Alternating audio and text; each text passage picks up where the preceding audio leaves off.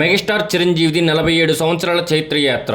Film ఇండస్ట్రీలో no body అనే position నుంచి ఎవ్రీబడీస్ అనే ఫేవరెట్ స్థాయికి ఎదిగారు చిరంజీవి.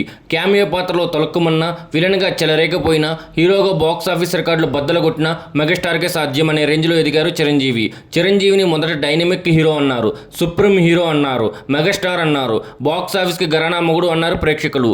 ఉమ్మడి ఆంధ్ర రాష్ట్ర ప్రభుత్వం ఉత్తమ నటుడు అంటూ నందితో సత్కరించింది.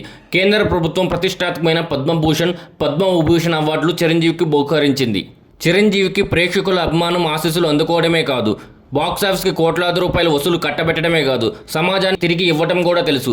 ఎప్పుడో 1985-87లోనే చిరంజీవి చారిటబుల్ ట్రస్ట్ స్థాపించి పత్తి రైతులను ఆదుకున్నాడు. చిరంజీవి ఐ అండ్ బ్లడ్ బ్యాంక్ను ఆరంభించి ఎన్నో వేల లక్షల ప్రాణాలు కాపాడారు, కాపాడుతున్నారు. కోవిడ్ టైంలో వేలాది మంది సినీ కార్మికులకు 2 సార్లు నిత్యావసర వస్తువులను ఉచితంగా పంపిణీ చేశారు చిరంజీవి. అంతేకాదు, కోవిడ్ టైంలో చాలా గ్రామాలకు ఆక్సిజన్ సిలిండర్లను ఉచితంగా అందజేశారు. సమస్యల్లో ఉన్న ఎంతో మందికి ఆర్థిక సహాయం, మెడికల్ ట్రీట్మెంట్ చేయించారు.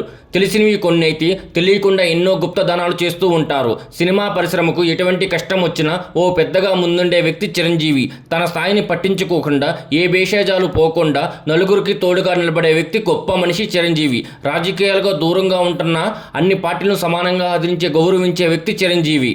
కేంద్ర మంత్రిగా పనిచేసిన కాలంలో తనదైన ముద్ర వేశారు. పద్మవిభూషణ్ తర్వాత చిరంజీవి కోసం ఎదురుచూస్తున్న సత్కారాలు ఏమిటి? దాదాసాహెబ్ ఫాల్కే, భారతరత్న లాంటివి మాత్రమే మిగిలి ఉన్నాయి. అయితే చిరంజీవి దేశవ్యాప్తంగా ఎందరో అగ్రనాయకులకు మహా అభిమానం. ఈ మధ్య ఆంధ్రప్రదేశ్ ముఖ్యమంత్రి చంద్రబాబు నాయుడు గారు ప్రమాణ స్వీకారానికి వచ్చినప్పుడు ప్రధాని మోడీ ప్రోటోకాల్ పక్కన పెట్టి చిరంజీవి దగ్గరికి స్వయంగా వచ్చి పలకరించారు. దీన్ని బట్టే ప్రధాని మోడీకి చిరంజీవి గారి పట్ల ఉన్న ప్రత్యేక అభిమానం, గౌరవం మనం అర్థం చేసుకోవచ్చు.